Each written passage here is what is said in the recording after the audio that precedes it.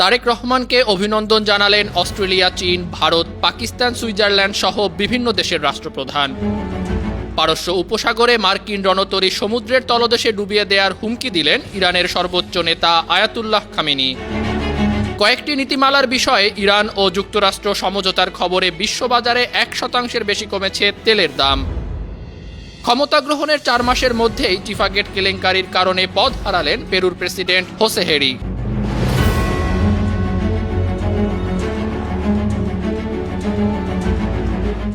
শুনছিলেন সংবাদ শিরোনাম। সবাইকে স্বাগত জানাচ্ছি বিশ্বজুড়ে প্রতিদিনে।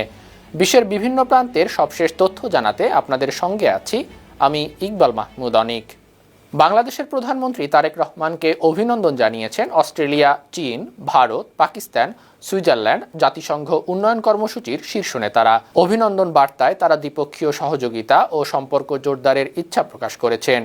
অস্ট্রেলিয়ার প্রধানমন্ত্রী অ্যান্থনি অ্যালবানিজ এক পোস্টে বলেন, একটি গতিশীল সমৃদ্ধ অঞ্চল গড়ে তুলতে বাংলাদেশের সঙ্গে কাজ করতে চায় অস্ট্রেলিয়া।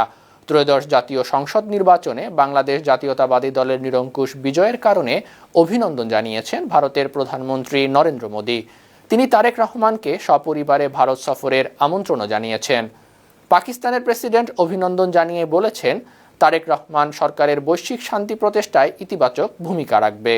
বাংলাদেশের রাজনৈতিক পট পরিবর্তনের পর বিএনপি চেয়ারম্যান তারেক রহমান প্রধানমন্ত্রী হিসাবে শপথ নেয়ায় ভারতের পর্যটন খাতে নতুন আশার দেখা দিয়েছে।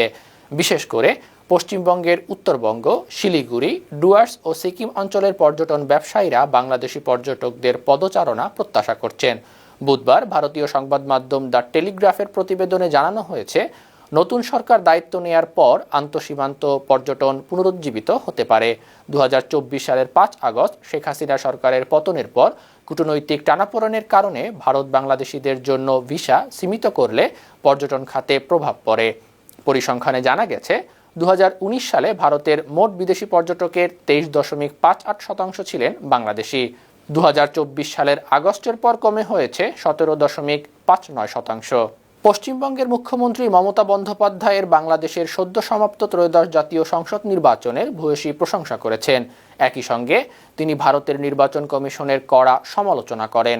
মঙ্গলবার নবান্নে আয়োজিত সংবাদ সম্মেলনে তিনি আরও বলেন, বাংলাদেশে শান্তিপূর্ণভাবে ভোট হয়েছে, অথচ ভারতে নির্বাচন প্রক্রিয়া প্রশ্নবিদ্ধ হচ্ছে। আশঙ্কা থাকলেও বাংলাদেশি সহিংসতা হয়নি। বাংলাদেশের কাছ থেকে ভারতের নির্বাচন কমিশনের শেখা উচিত। এ সময় তিনি অভিযোগ করেন, বিজেপিকে সুবিধা দিতে কৃত্রিম বুদ্ধিমত্তার মাধ্যমে অনেক ভোটারের নাম তালিকা থেকে বাদ দেওয়া হয়েছে। এটি গণতন্ত্রের জন্য বিপজ্জনক। মাত্র একদিনের ব্যবধানে মধ্যপ্রাচ্যে 50টিরও বেশি যুদ্ধবিমান মোতায়েন করেছে যুক্তরাষ্ট্রের সামরিক বাহিনী। বুধবার ফ্লাইট ট্র্যাকিং সংস্থাগুলোর এই তথ্য জানিয়েছে। পাশাপাশি মাঝ আকাশে জ্বালানি সরবরাহের জন্য একাধিক রিফুয়েলার বিমানও পাঠানো হয়েছে। মার্কিন সংবাদ মাধ্যম এক্সিওসকে এক কর্মকর্তা জানিয়েছেন, গত 24 ঘন্টায় এসব যুদ্ধবিমান পৌঁছেছে। মোতায়েন করা যুদ্ধবিমানের মধ্যে রয়েছে F-22 Raptor, F-35 lightning II এবং F-16 ফাইটিং ফ্যালকন। সুইজারল্যান্ডের জেনেভা শহরে ইরানের পরমাণু কর্মসূচি নিয়ে যুক্তরাষ্ট্র ও ইরানের নতুন আলোচনার আয়োজনের মধ্যেই যুক্তরাষ্ট্র সরকার এই সামরিক উপস্থিতি বাড়ালো। এতে নতুন করে উত্তেজনা তৈরি করেছে। পারমাণবিক বিরোধ মেটানোর জন্য ইরান ও যুক্তরাষ্ট্র কয়েকটি নীতিমালার ওপর সমঝোতা করেছে।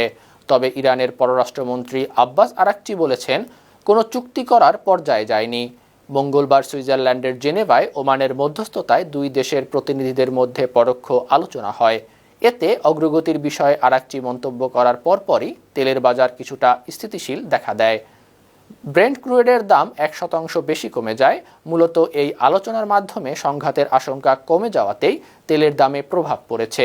জেনেভার আলোচনা শেষে ইরানের গণমাধ্যমকে আব্বাস আরাকচি বলেন, উপস্থাপন করা বিভিন্ন বিষয় নিয়ে গুরুত্বের সঙ্গে আলোচনা হয়েছে।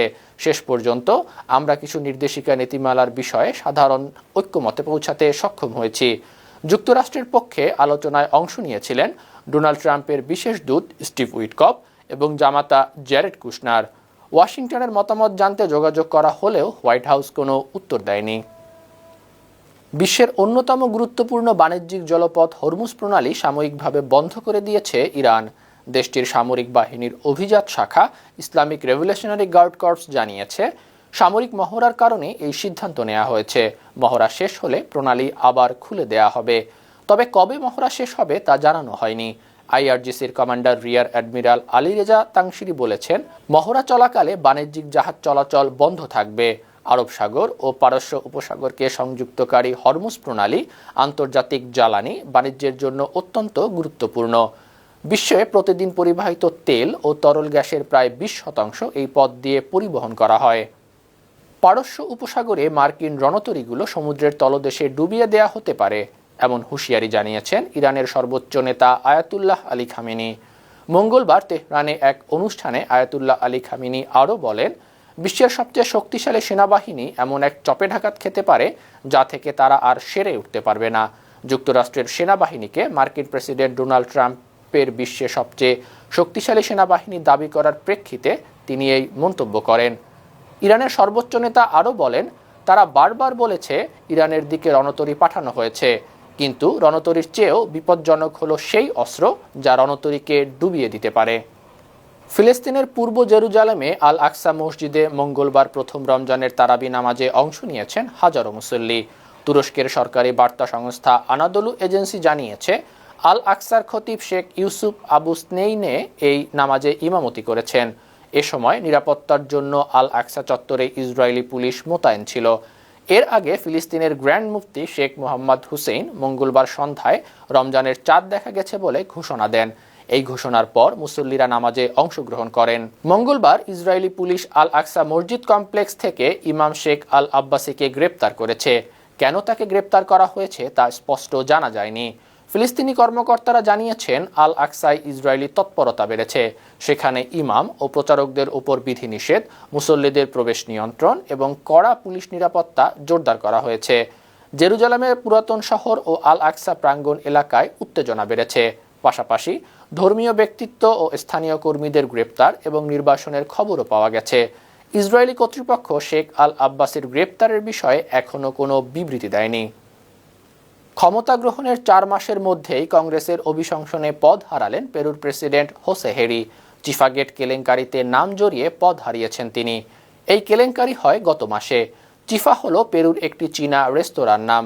ছড়িয়ে পড়া ভিডিওতে দেখা যায়, গভীর রাতে হুডি পরে ওই রেস্তোরাঁয় ঢোকেন হেরি। সেখানে তিনি চীনা ব্যবসায়ী জিহুয়া ইয়াংয়ের সঙ্গে দেখা করেন।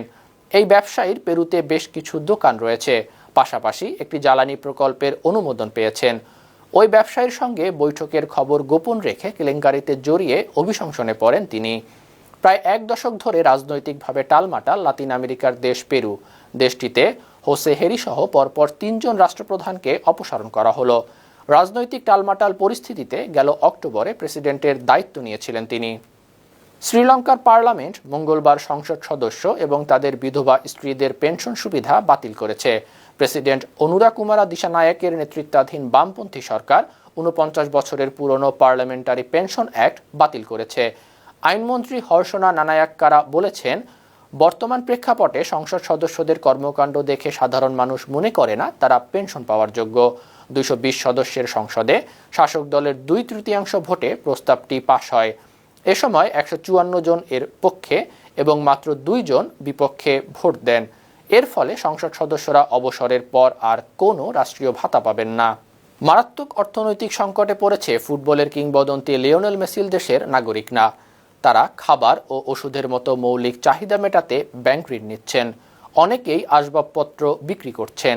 বুয়েন্স আইরেসের গ্র্যান্ডে ইনস্টিটিউটের প্রতিবেদনে জানা গেছে, প্রায় অর্ধেক মানুষ সঞ্চয় ভেঙে বা ঋণ করে সংসার চালাচ্ছে। অনেকের বেতন মাসের 2য় সপ্তাহেই শেষ হয়ে যায়। তারা খাবারের খরচ মেটাতে ছোট ঋণ বা অতিরিক্ত কাজ করছেন। প্রেসিডেন্ট আভিয়ের মিলেই সরকারি খরচ কমিয়ে অর্থনীতির ভারসাম্য আনার চেষ্টা করছেন। আন্তর্জাতিক মুদ্রা তহবিলের পূর্বাভাসে 2026 ও 2027 সালে অর্থনৈতিক প্রবৃদ্ধি আশা করা হলেও মাঠ পর্যায়ের পরিস্থিতি ভিন্ন। বিদ্যুৎ ও জ্বালানির দাম মুদ্রাস্ফীতির চেয়েও দ্রুত বেড়ে যাওয়ায় সাধারণ মানুষের ক্রয় ক্ষমতা মারাত্মকভাবে কমেছে। সুপ্রিয় দর্শক, এই ছিল আজকের বিশ্বজুড়ে প্রতিদিনের আয়োজনে। দেশ বিদেশের বিভিন্ন খবর নিয়ে আবারও আপনাদের সামনে হাজির হব। সেই পর্যন্ত ভালো থাকুন, সুস্থ থাকুন, 52 টিভির সঙ্গেই থাকুন। ধন্যবাদ।